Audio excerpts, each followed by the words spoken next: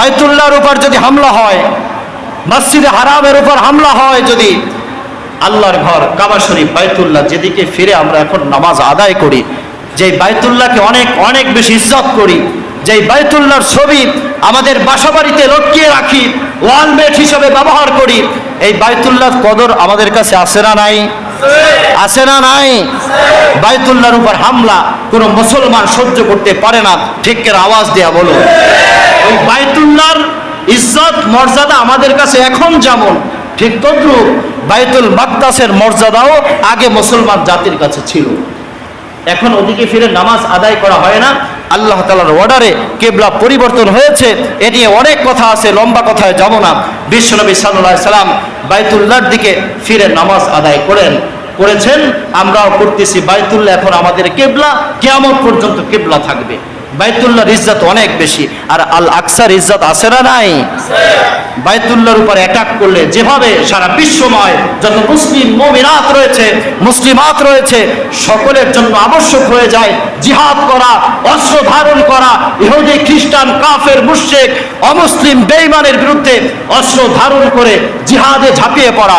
ঠিক তদ্রূপ মুহতারাম হাজিরিন, আল আকসার উপর যখন হামলা হয়, ইহুদি খ্রিস্টানরা আল আকসা যখন দখল করে নিয়ে যায়, তাদের আয়ত্তে নিয়ে যাওয়ার চেষ্টা করে ষড়যন্ত্রের জাল বুনে, তখনও একই দায়িত্ব সকলের প্রতিবাদ প্রতিহত করা, প্রতিবাদের আওয়াজ করা, সম্ভব হলে শক্তির মাধ্যমে প্রতিবাদ করা, তা সম্ভব না হলে জবানের মাধ্যমে, বক্তৃতার মাধ্যমে, স্লোগানের মাধ্যমে প্রতিবাদ করা, তাও যদি সম্ভব না হয়, সর্বশেষ আপনার দিল থেকে তাদের জন্য বদদোয়া করা, ঘৃণা করা, এটা হচ্ছে আপনার সর্বনিম্ন ঈমানের একটা অংশ, ঈমানের একটা স্তর।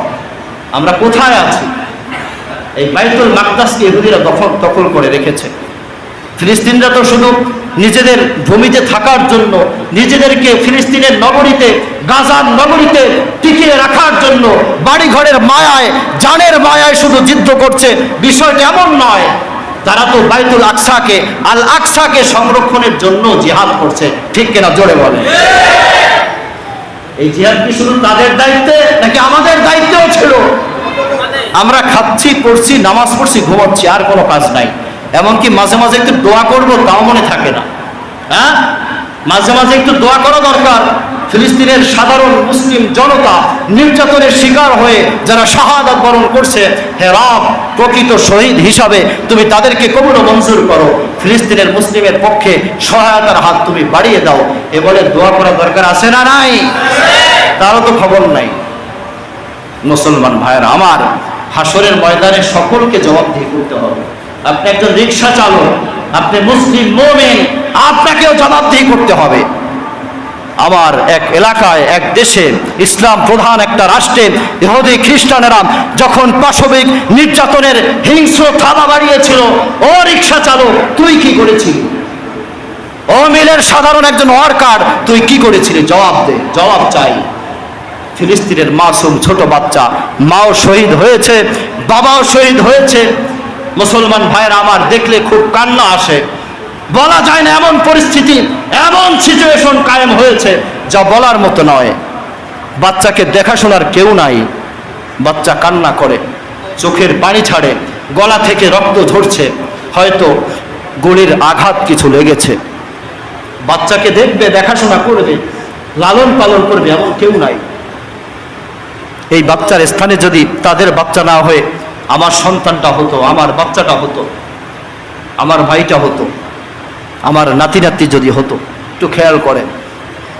এজন্য মুসলমান ভাইয়েরা আমার, তাদের জন্য অবশ্যই অবশ্যই আমরা দোয়া করব। সম্মিলিতভাবে দোয়া তো ইনশাল্লাহ করব অবশ্যই।